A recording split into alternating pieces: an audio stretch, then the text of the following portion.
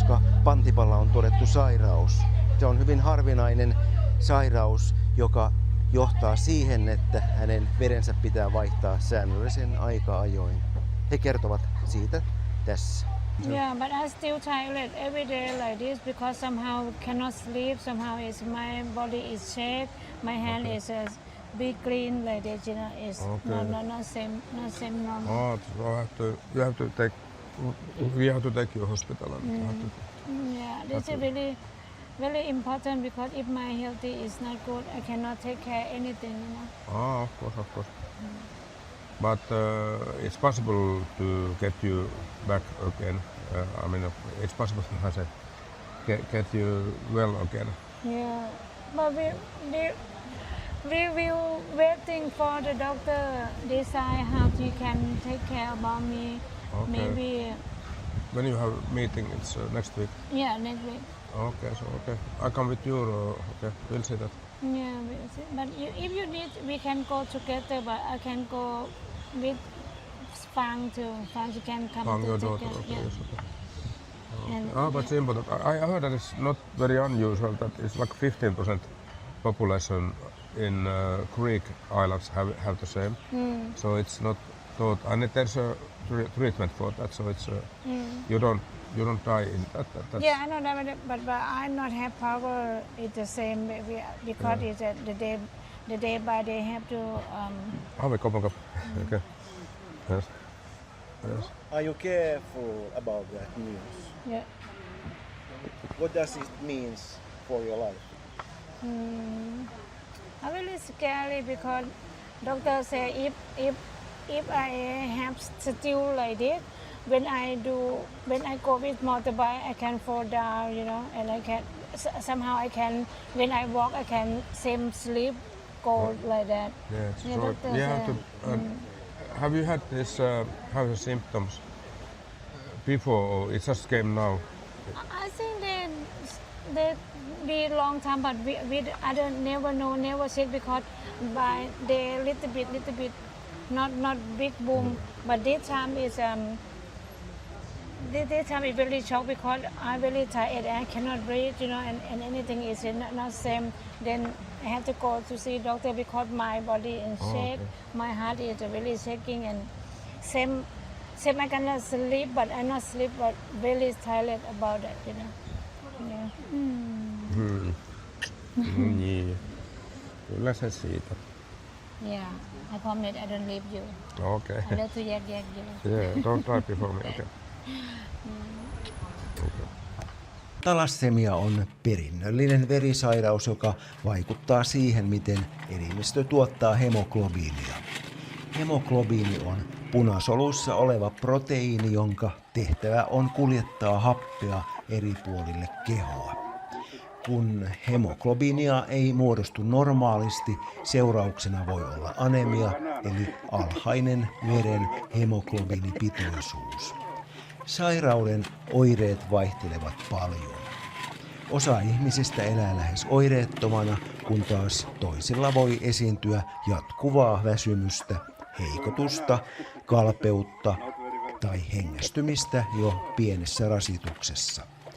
Vaikeammissa tapauksissa tarvitaan säännöllisiä verensiirtoja ja tarkkaa lääkäriseurantaa. Talassemia on erityisen yleinen Kaakkois-Aasiassa ja esimerkiksi Thaimaassa sitä esiintyy huomattavasti enemmän kuin Suomessa. Arvioiden mukaan jopa 10% väestöstä voivat kantaa talassemia-geeniä, vaikka itse sairaus ei kaikilla puhkeaisikaan. Siksi se tulee monille vastaan joko omassa elämässä tai perheen kautta.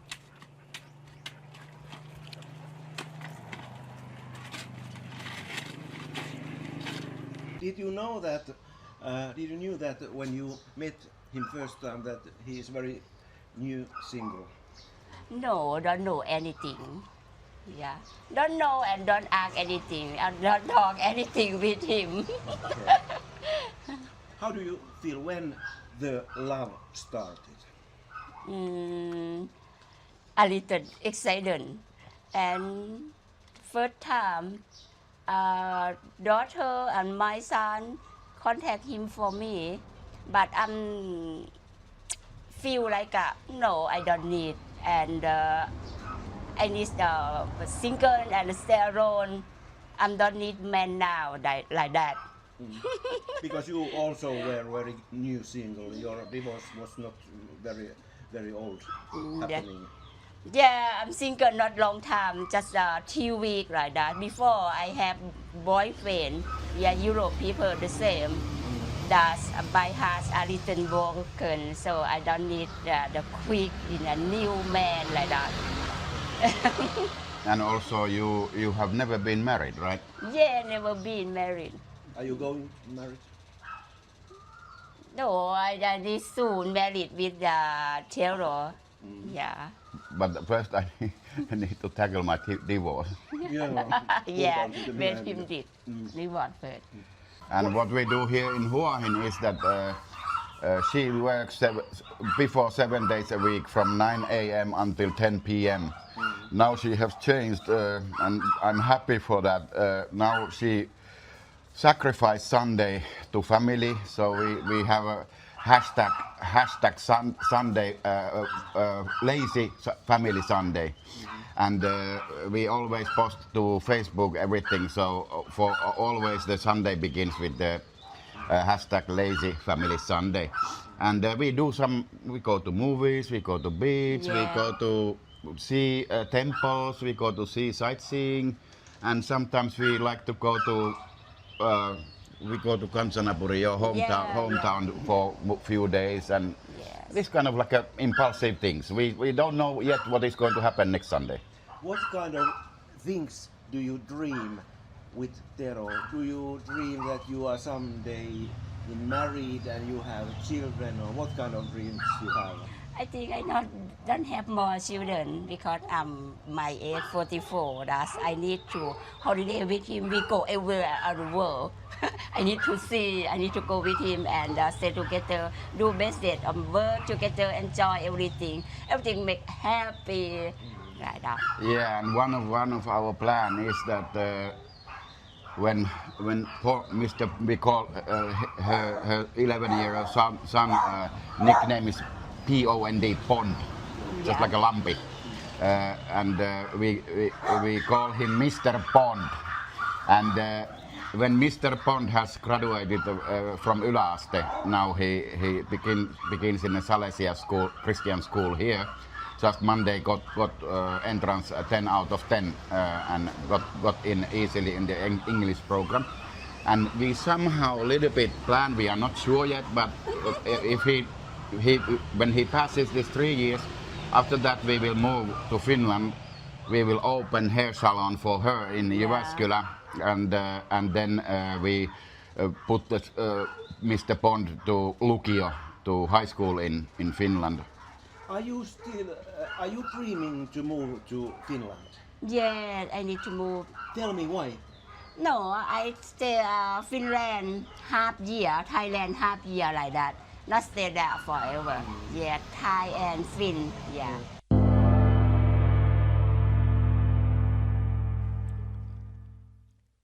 Ihanasta auringonpaisteesta palmujen reunustamilta uimarannoilta on välillä ihanaa siirtyä hetkeksi viileään. Ja juuri siihen Blueport Hua Hin tarjoaa täydellisen paikan. Kun helle hellii ja meri kutsuu, on mukavaa tietää, että aivan lähellä odottaa moderni ilmastoitu kauppakeskus, jossa viihtyminen nousee aivan uudelle tasolle. Blueport ei ole vain ostoskeskus, se on elämys. Ja täällähän on kivaa, suorastaan huippukivaa. Täältä löydät kansainväliset ja paikalliset brändit, laadukkaat ravintolat, kahvilat ja herkut jokaiseen makuun. Olitpa sitten etsimässä pientä shoppailuhetkeä, rentoa lounasta tai iltaa elokuvien parissa, kaikki löytyy saman katon alta.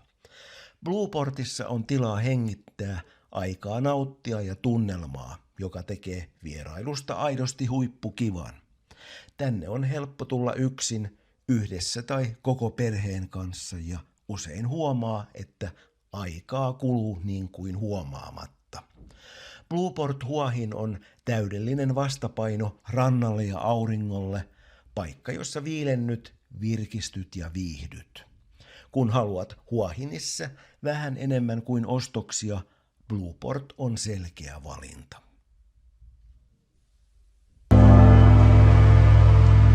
Katastrofi kevät 2009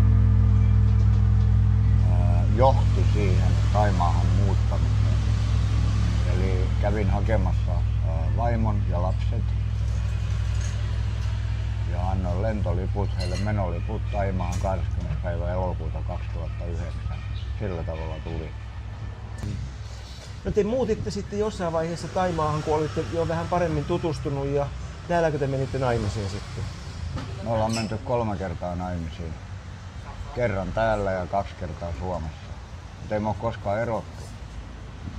Se on niinku monta kertaa naimisiin meneminen. Suomessahan se ei onnistuisi. Onnistuu se. Ilman että eroaa. Kyllä se onnistuu. Thaimalaisilla on erilainen käytäntö. Täällä on sama kuin meillä. Meidät on vihitty Turun maistraatissa, mutta sitten meidät on vihitty myös 2 eri temppelissä, jolla ei ole mitään juridisia oikeuksia, mutta se on kuitenkin avioliitto. Kerro, että miten tämä teidän business on tehty, kun teillä on tässä ihan kiva ravintola ja ainakin tiettyyn kellonaikoihin taitaa olla ihan niin kuin tupaten täynnä olevaa. Eilen oli yli 100 ihmistä. Se ruoka on semmoinen, joka vetää. Mä oon itsekin maistanut, niin se on tosi hyvää suomalaista ruokaa muun muassa, mitä te teette. Mutta kerro vähän teidän yrityksen storia. 21. päivä, kun laskeuduttiin Sounapumin kentälle elokuussa 2009, niin mun omaisuus oli oikeassa taskussa 800 €. Meillä ei ole mitään muuta. Ja 2 lasta, 5- ja 11-vuotiaat lapset. Ja siitä piti alkaa nykertää. Se oli hieman hankalaa alkuvaiheessa. 800 € taskussa, meidän eikä mitään omaisuutta muuta ja koko perhe mukana. No sieltä tuli jotain huonekaluja Suomesta, mutta rahaa ei ollut. Kun sulla oli vain 800 € sillä hetkellä omaisuus, sitä ennen sä olit miljonääri. Niin, mä ehdin sitäkin lajia harjoittelemaan. Kyllä me halutaan kuulla se story, että miten miljonääri menettää omaisuutensa ja taskussa on vain 800 €, koska sulla oli tämmöinen kultaketju. No, en mä osaa sanoa ketju. 9 liikettä rakensin mun kiinalaisen vaimoni kanssa Hyvinkäälle, Helsinkiin ja Lohjalle ja Nummelaan. Mutta en mä tiedä, onko se ketju vielä, jos on 9 liikettä. Mutta oli mikä oli, niin semmoiset hänen kanssa tehtiin sitten ja ne myytiin ne liiketoiminnat niin ruotsalaiset Kultfundille. Vaan 2001 myytiin ne liiketoiminnat.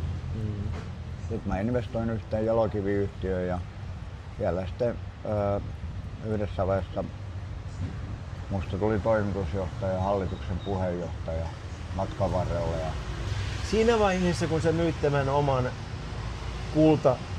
kyllä se ketju on, jos 9 liikettä on, niin sait mittavasti rahaa. Kerro paljon tuli silloin, että minkälainen menetys tää oli siinä vaiheessa sitten tapahtunut, kun tulit Thaimaahan ja oli vain 800 € rahaa ja siinä koko omaisuus suunnilleen. Siinä se on monivyyhteinen juttu, mutta siinä meni asunnot kesähuvilla, jossa myös mun vanhemmat oli mukana osa pienellä osuudella.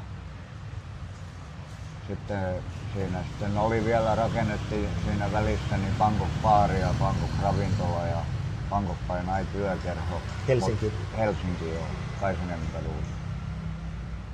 Mutta siinä me ei oltu pääosakkaina, vaan me oltiin 4/4 osakkuudella. Ja se sattui samaan kevääseen kuin tämä ensimmäinen katastrofi.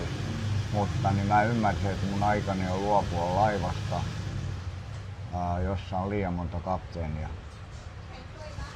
Vaikka kaikki ihan hyviä ja hienoja ihmisiä, erityisesti mun omat sukulaiseni. Mulla ei ole koskaan ollut mitään pahaa sanottavaa siitä, mutta mulla oli vaan aika poistua. Niin kaikkien näiden yhteenlaskettu summa summarum, niin ne tavallaan johti tänne lähtöön tietämättä yhtään mitä täällä tehdään. Sä oot menettänyt miljoonia tässä tilanteessa. Tekikö se susta katkeran? Alkuvaiheessa kyllä. Mä mietin kaikkia erilaisia keinoja, miten lopettaa niiden ihmisten, nyt puhun näistä Kiviolan ihmisistä, en suinkaan sukulaisista, niin millä tavalla heidät saadaan pois päiviltä. Ja mä ymmärsin, että se pyöri joka päivä päässä. Niin pahat oli ajatukset. Niin, kyllä. Mutta ne jäi ajatustasolle ja mä ymmärsin, että nyt mä myrkytän itseäni joka päivä vaan vatvomalla tätä ja nyt mä vaan pyyhin sen homman datalta ja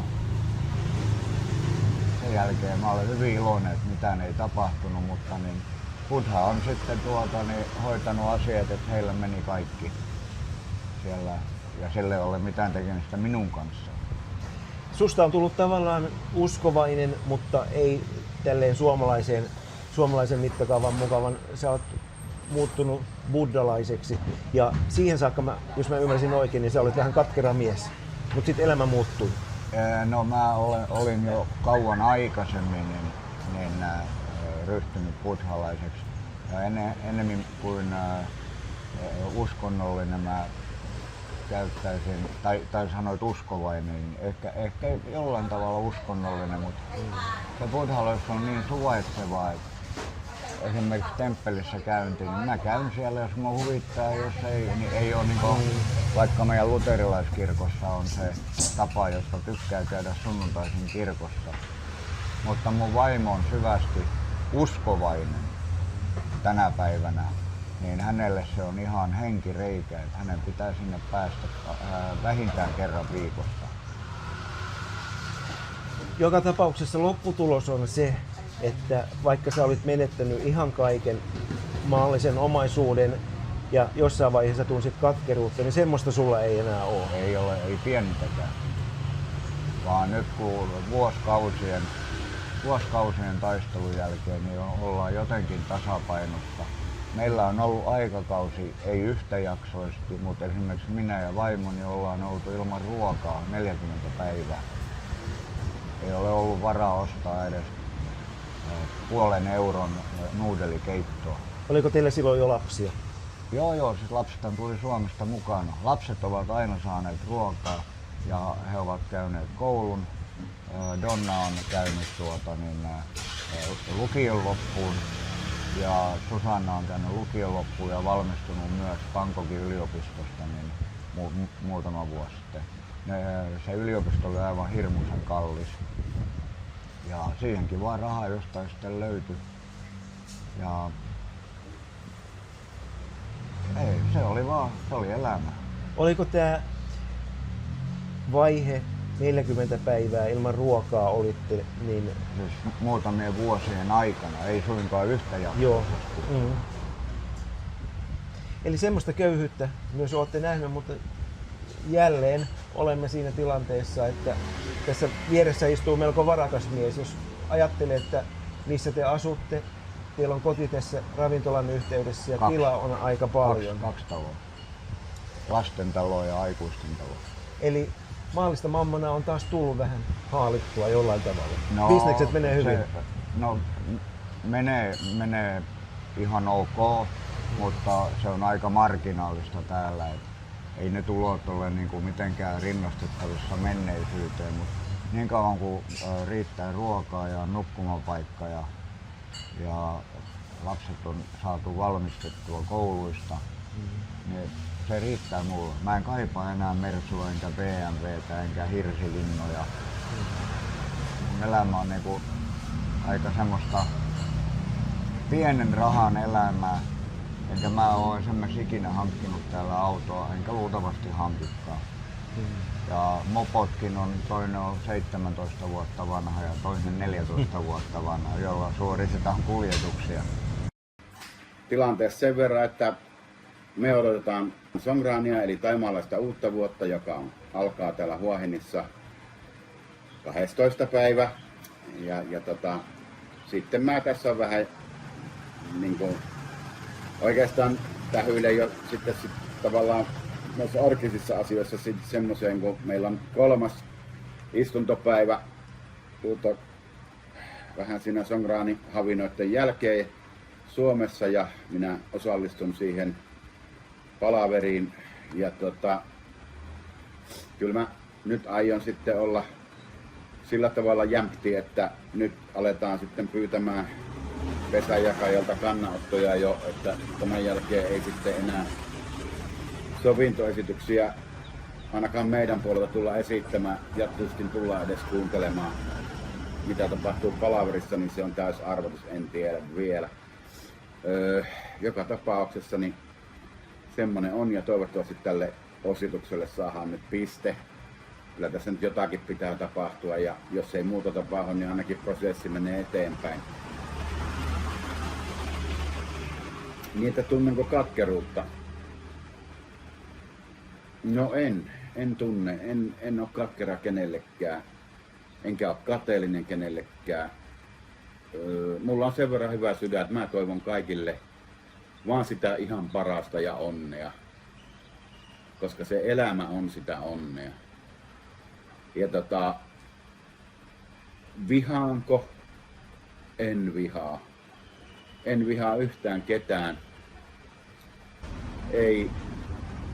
Ne ei kuulu mun juttuun. Mä en ole semmonen ihminen, eli en silti ole katkera enkä millään lailla edes vihainen enkä tunne mitään negatiivisia tunteita toista kohtaan. Mä toivon, että kaikilla menisi hyvin. Nyt varsinkin tässä maailmantilanteessa ja tässä taloudellisessa tilanteessa, mikä hyvin monella on, niin kuin esimerkiksi minulla, niin hyvin heikko tällä hetkellä, mutta silti periksi ei anneta, ei sitten tuumaakaan. Että näillä eväillä mennään eteenpäin, ei muuta kuin tsemppiä ja hyvää pääsiäistä sinne Suomeen. Okei. Näihin kuviin, näihin tunnelmiin Huahinista, moro!